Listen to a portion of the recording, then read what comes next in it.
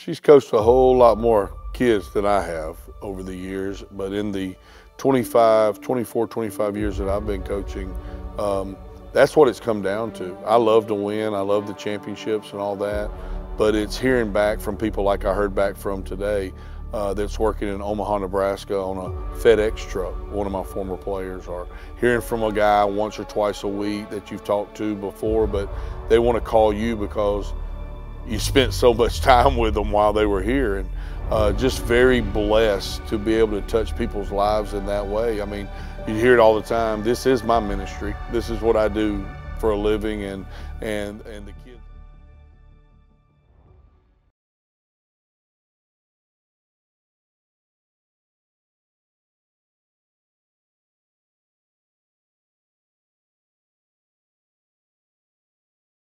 And of course, it's an honor to be with you both. Dusty, you're fresh off of your 14th state championship in your coaching career at basketball. What does this mean to you as well as your team? Well, I just say that the first one was, you had butterflies your first one. I had butterflies in that one too. So very excited about the way we played, how the season ended. You always want to end on a high note. I couldn't be prouder of our team. We earned it by far. It was a well-oiled machine, I could say, and the girls were really excited about winning. They don't come easy. They don't give them away. And really excited about how we finished the season. This is a question for you both. Of course, the wins and the championships, they mean a lot, but the relationships that you built with the young people that have come through all of your programs, how much has that had an impact on you? You answer that first. Well, that's what it's all about. It's not about the wins. You love to win because we're just very competitive in nature. But I'll give you a for instance. This weekend I went to Atlanta to dance performance for one of my players' daughters, and it's those kinds of relationships, the Christmas cards you get, the acknowledgments when you put something on Facebook and the kids come back and say something, it is the relationships, and I'm thankful for that. She's coached a whole lot more kids than I have over the years, but in the 25 years that I've been coaching, that's what it's come down to. I love to win, I love the championships and all that, but it's hearing back from people like I heard back from today that's working in Omaha, Nebraska on a FedEx truck, one of my former players, or hearing from a guy once or twice a week that you've talked to before, but they want to call you because you spent so much time with them while they were here. And just very blessed to be able to touch people's lives in that way. I mean, you hear it all the time. This is my ministry. This is what I do for a living, and the kids I touch mean a whole lot to me. Absolutely. And Dusty, I've had a front row seat to a few of your state championship runs, a lot of wins here in this gym alone. But the thing that I always notice with you is that you truly care about all of your players, not just the stars. And, maybe there's one or two along the way that stand out, but maybe you could share a story on a couple of those players that may have not, made it to the highlight reel, but still made an impact on you. Well, I'll give you, for instance, and I'll just name some players that have meant a lot to me all the way back to 2007, Alex Phillips and Will Coleman. They were the two best players on that team, but the team was just so tight. But there was a freshman on that team that comes around all the time now. He's trying to get his kid into Glenwood now. His name is Ethan Mask, and he was a freshman on that team. Left here after his sophomore year because his dad's big into Alabama Power, or Georgia Power at that time, and they moved to Jacksonville, Alabama.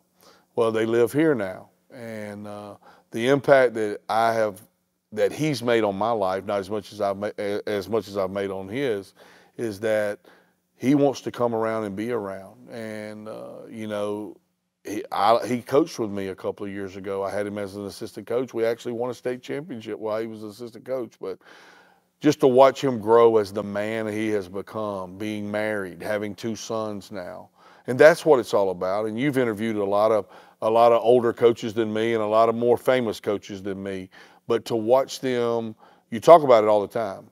What kind of person will you be after you graduate? And he went on to play Division II basketball, and then he got married. He's got a great job. He's got 2 great children, and just to watch them grow. I mean, Ethan Mask is one that just comes to mind. Trotter Behringer comes to mind. He's a fireman here now in the city of Columbus. But just to watch some of these guys that I've watched over the years grow. Trip Day played for me in 2017 and won a state championship. Went to the University of North Florida. Now he's running his own, the transportation business where he transports luxury cars all over the United States. Just people like that. And you like, man, I never thought you would do that, you know, and stuff like that. So not just them, you know, not just basketball. Some of my softball players, Leslie Kelly is a State Farm agent now right here in Phoenix City. And she went on to do great things at AUM, and she did great things for me, won 2 state championships when she was playing softball for me. So Elizabeth Perdue. Elizabeth was a big-time home run hitter at Columbus State after she left me.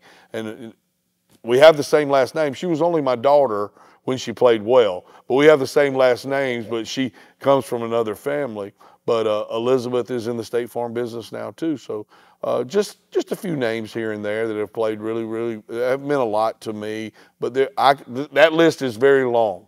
I'm just letting you know. And I'm sure you have a wealth of those. Yes. And of course, you're now maybe a month or 2 away from making it into the Chattahoochee Valley Hall of Fame. Congratulations, by the way, on your future induction, and of course we'll be there to cover it. But how much does that honor mean to you when you think about your entire coaching career? Well, I was a little shocked when I got the phone call. I'm not going to lie to you. I was very shocked. And you think about this year to year about you as a coach and what you've done, and you never think you reach that plateau. You know, you just think that, oh, I'm coaching, I've been very successful, let's just move on, let's get to the next year. And then I'm still in shock. I'm not gonna lie to you. It won't really hit me until that day, I'm sure. And I'm sitting there because the lady sitting next to me, of course, is in that Hall of Fame, and I'm sure you'll talk about that in just a minute. My father is in the Hall of Fame, Chattahoochee Valley Hall of Fame. And but the thing is, in all the years, and I think it started in 1996, if I'm not mistaken, out of all the years since 1996, I may have missed 2 or 3 of those banquets. So I know who's in there. I know who's in there. I know the sports area very well, the Tri-City area, as you call it. And I'm a little overwhelmed by my name going into that list with the people that I know have come around this area. Well, Miss Debbie, of course, you're already in the Hall of Fame, and so is Dusty's father, Bubba Ball. You know, what kind of legacy do you think your family has in that Hall of Fame? Well, we've coached a lot of kids over the years, and for Dusty to go in, I teared up when I found out that he was going in. And I know Bubba would be very proud, and I just feel like Bubba played such a big part in both of our lives and our coaching and our just dealing with kids, you know, because I taught with him out at Shaw, and he was an excellent teacher, and that's why I think he was a good coach. But the legacy, you know, we never thought that Dusty would be a coach. And he tried several things before he decided to coach. Even though he was coaching our other sons in Little League, that's how he started. And he always asked for, he would ask me for help every once in a while, but he always asked Bubba for help. And I can just remember him coming when he started coaching basketball, him coming over to the house and, all right, Coach, let me, show me this play or show me that, you know. And they always talked basketball. A little bit of softball, but most of the time it was basketball. So as far as him coaching, I'm just so proud of him. Well, Dusty, we've spoken a little bit about your father. You know, anytime I talk to someone of a certain older generation, they always tell me that when they see you, they hear Bubba Ball. You know, what kind of impact does that have on you, knowing the relationship you had with him? I had a great relationship with him. She was very nice about mine and his relationship. It was a great relationship. it got better year to year. And I realized he was somebody that I can lean on. And he just smiled. He was tickled that I would come to him and want to talk X's and O's. We would draw up stuff on paper all the time when I would go visit, and he helped me. I'm not gonna lie. I do a lot of stuff to this day. We have a press breaker called Bubba. We still run it to this day. I have not changed it. 1-3-1 defenses, stuff like that. I mean, I was just a wealth of wanting to learn from him. You know, he very knowledgeable about the game. I hear stories about guys that played for him back in the day. And then when I came in to Columbus was in 1978, 77, 78, and he had a loaded team at Hardaway. And, you know, Larry Wildman Hubbard was on that team. And he was one of my heroes because he's 6'9", jump out of the gym, dunk the basketball. And I was a little bitty fella. They treated me like, you know, I was the ball boy for that team. And I still remember back all those teams. And he always treated me, you know, I played at Shaw, and then I went on and played tennis somewhere else. And then I came back and did a couple of things like she said. I realized that I wanted to coach, and I got into it. Okay, man, you're in the city of Columbus with two of the best coaches as your parents in the city of Columbus, one in softball and basketball, one in every other sport you can think of, basketball and then some.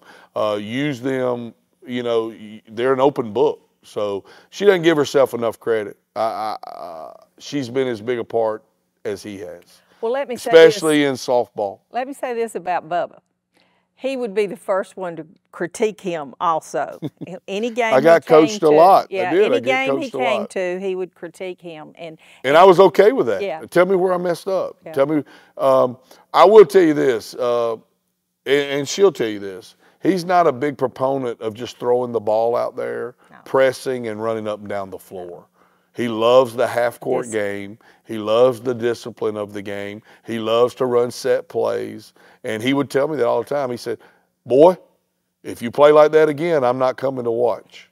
and he would tell me he was very serious about it. I mean, you know, he won some state championships back at Baker back in the 50s. And then he went to start Gainesville Junior College and was very successful up there, winning some Georgia Junior College championships. And then he came back here and started Shaw. They started Shaw together and were very successful.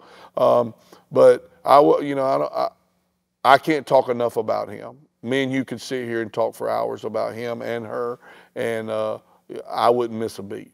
Well, he was on a speaking circuit at one time with Adolph Rupp. Now, I don't know if you know who that is, but if you don't, you need to look him up. Mr. Kentucky. Yeah, yeah. Kentucky basketball.